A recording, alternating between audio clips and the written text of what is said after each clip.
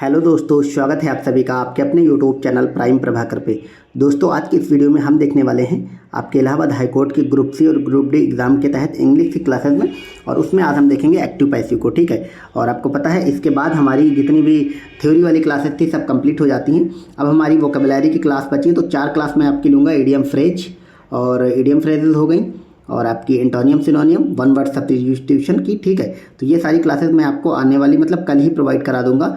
तो आप सब बाकी टेलीग्राम से जुड़ जाएं, ये सब पीडीएफ मैं उसी पे दे दूंगा ताकि आप लोग बार बार रिवाइज भी कर पाएँ। ठीक है, और बाकी प्रीवियस जितनी पीडीएफ थी सब दी जा चुकी हैं।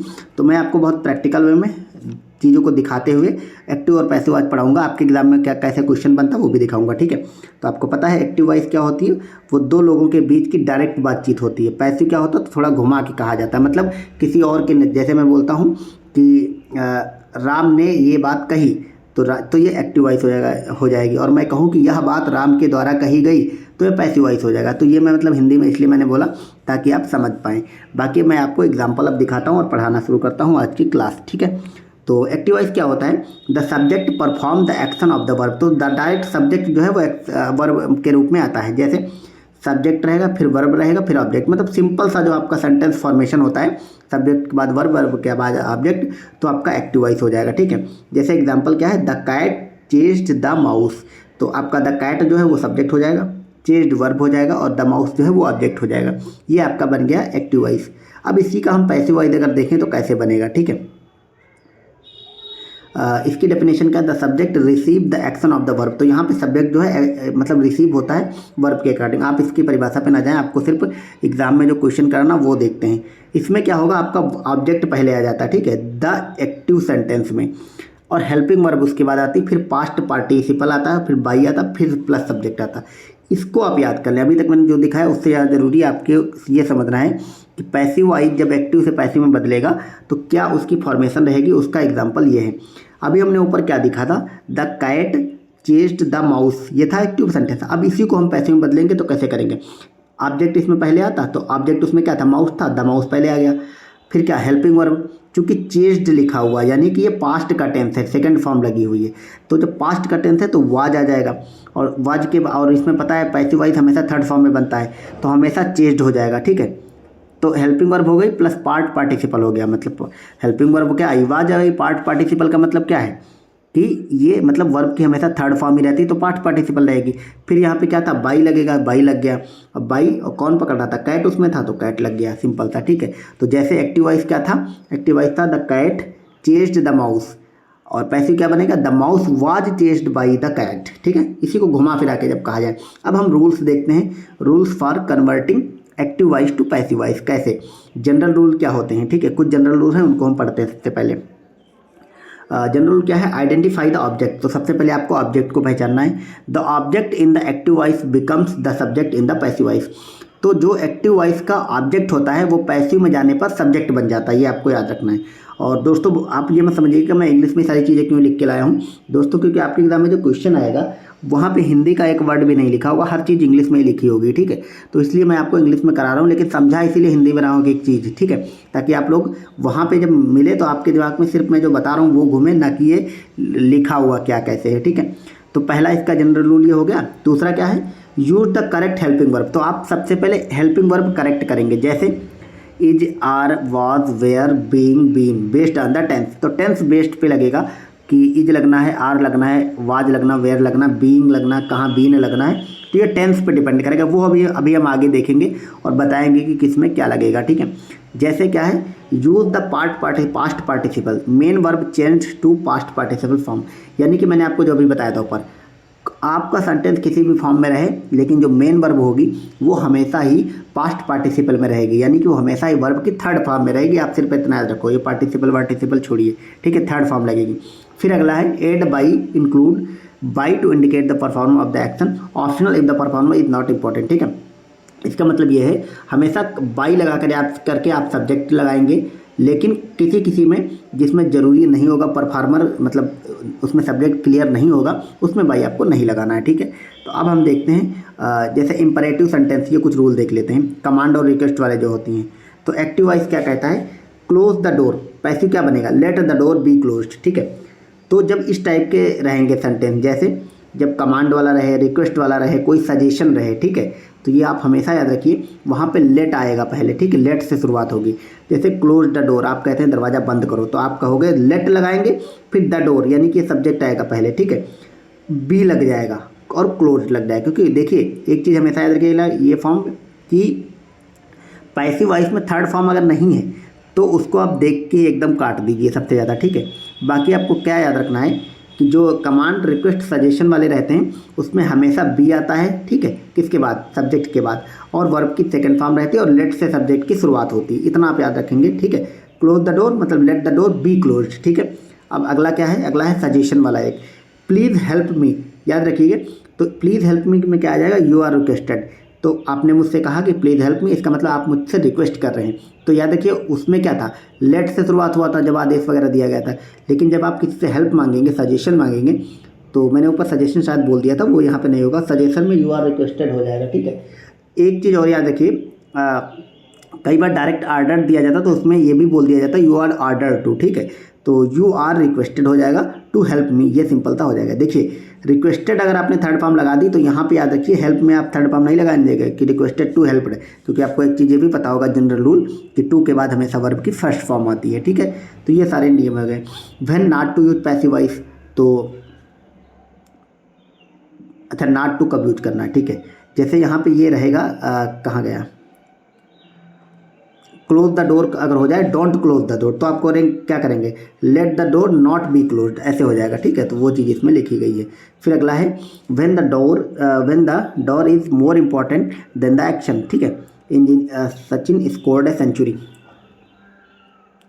एग्जाम्पल के लिए सचिन स्कोर्ड ए सेंचुरी। फिर है in informal conversation or writing where brevity is performed, अच्छा ठीक है।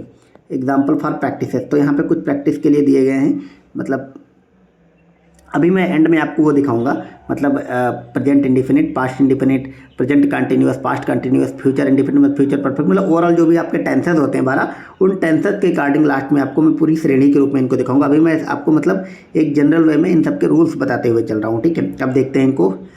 एक्टिव वॉइस क्या है, the chef cooked a delicious meal, तो अब डिलीशियस मील इसका ऑब्जेक्ट होगा तो पहले आ जाएगा ए डिलीशियस मील। आपको चूंकि कुक्ड है यानी कि पास्ट इंडिफिनिट है तो ये क्या बनेगा, वाज में बदल जाएगा, वाज। अब कुक्ड तो कुक्ड ही रहेगा, बाई द थीफ, सिंपल सा बन गया, ठीक है। अगला है the student completed their homework, completed लगा है तो जाहिर सी बात ये वाज आएगा, तो देयर होमवर्क जो है, ठीक है, ये आप याद रखेंगे, देयर होमवर्क, यहाँ पे दा नहीं देयर होगा, तो their homework was completed by the student, ठीक है, ये आप याद रखेंगे, ऐसे बनेंगे। फिर क्वेश्चन अगला है एक्टिव वॉइस क्या है, अब ये क्वेश्चन वाला फॉर्म में लगा, जैसे did she complete the project, तो डिड लगा है, डिड किस में लगता है, पास्ट इंडिफिनिट में, तो डिड इसमें कितने बदलेगा, वाज में बदलेगा, वाज। अब इसमें ऑब्जेक्ट आएगा द प्रोजेक्ट कंप्लीटेड, कंप्लीट नहीं कंप्लीटेड बाई हर, तो सी का किस में बदलता है, हर में बदलता है, ठीक है, ये आप याद रखेंगे। अगर आई रहे, आई किस में बदलेगा, यहाँ पे बाई लगाएंगे तो बाई मी हो जाएगा, ठीक है, वी लगाएं तो बाई अस हो जाएगा, इस टाइप से याद रखें। दे अगर लिखा है तो हो जाएगा बाई देम, ये सब चीज़ें आपको याद रखनी है। एक्टिव वॉइस क्या है, मैं आपको वो इंटर वाली क्लास या हाई स्कूल वाली नहीं बता रहा हूँ, उसमें एक एक रूल लिखवाया जाता है, क्योंकि मैं आपको 10 मिनट में कंप्लीट ये सब करा रहा हूँ, तो बाकी रूल्स वही सारे हैं, मतलब ऐसा नहीं कुछ नया हो गया है, लेकिन ये एक साथ मैं आपको बता रहा हूँ ताकि वहाँ पे, क्योंकि इंटर वगैरह में क्या होता था कि उसको कंप्लीट लिखना होता था आपको एक एक सेंटेंस, ठीक है, और आप हम लोग 100 150 200 की प्रैक्टिस करते थे। इसमें सिर्फ 4 ऑप्शन देख के आपको गलत हटा देना और सही वाला टिक कर देना है, ठीक है। एक्टिव क्या है, हु रोट दिस बुक, तो हु की जगह पे बाई होम आता है, यहाँ पे याद रखेंगे, ठीक है। हु हमेशा बाई होम में बदलता है, बाई होम, रोट है यानी कि पास्ट इंडिपेंडेंट है तो वाज हो जाएगा, दिस बुक रिटर्न, ठीक है, याद रखेंगे। बाई होम ऑलरेडी लग गया तो यहाँ पे बाई होम नहीं आएगा, ठीक है। Who wrote this book, who by home was this book return, यहाँ पे दिस का दैट मत कर देना, वो आपके इनडायरेक्ट में था, ठीक है, ये आप याद रखेंगे। कमांड वाले अगर देखें, कमांड वाले क्या हैं, ओपन द विंडो, तो let the window be open, हमने जो आप ओपन द डोर दिखाया था आपको। एक्सक्लेमेटरी अगर रहे तो someone had stolen my wallet, में मतलब इसमें आश्चर्य कर रहा हूँ कि किसी ने मेरा बटुआ जो है वो चुरा लिया, ठीक है।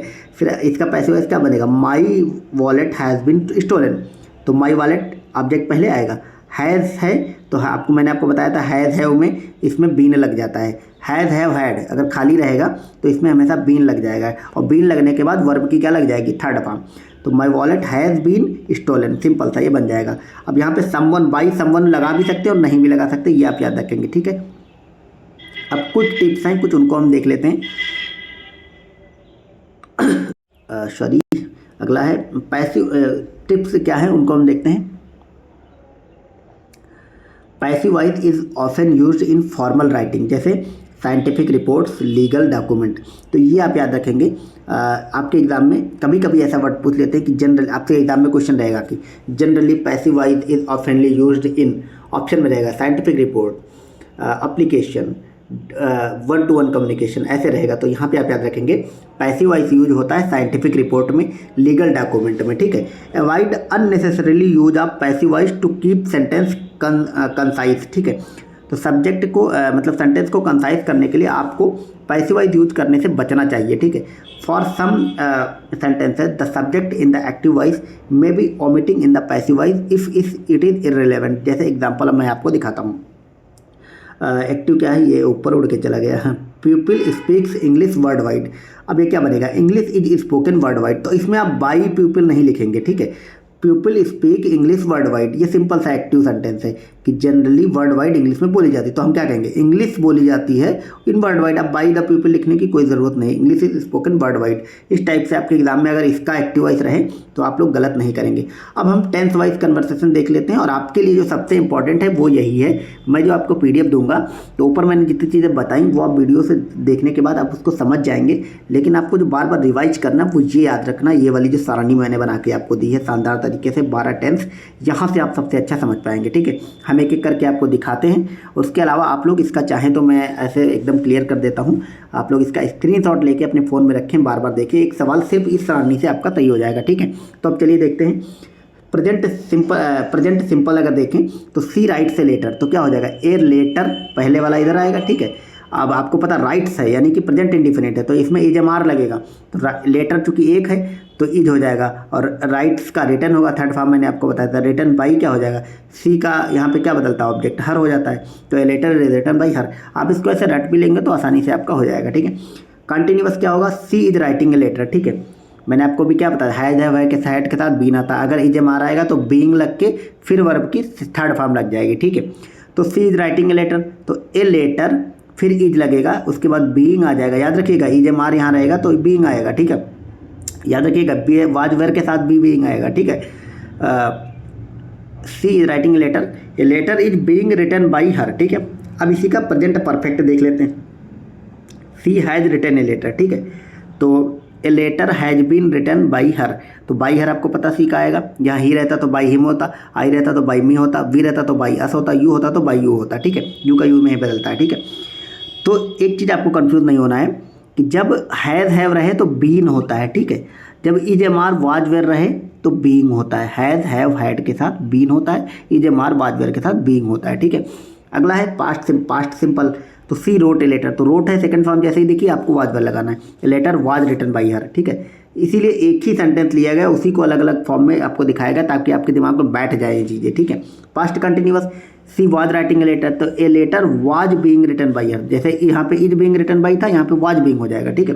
Past perfect, she had written, तो यहाँ पे क्या हो जाएगा, a letter had been written by her. यहाँ पे क्या था, हैज़ बीन था, कहाँ गया बीन वाला, ये था हैज़ बीन, ठीक है।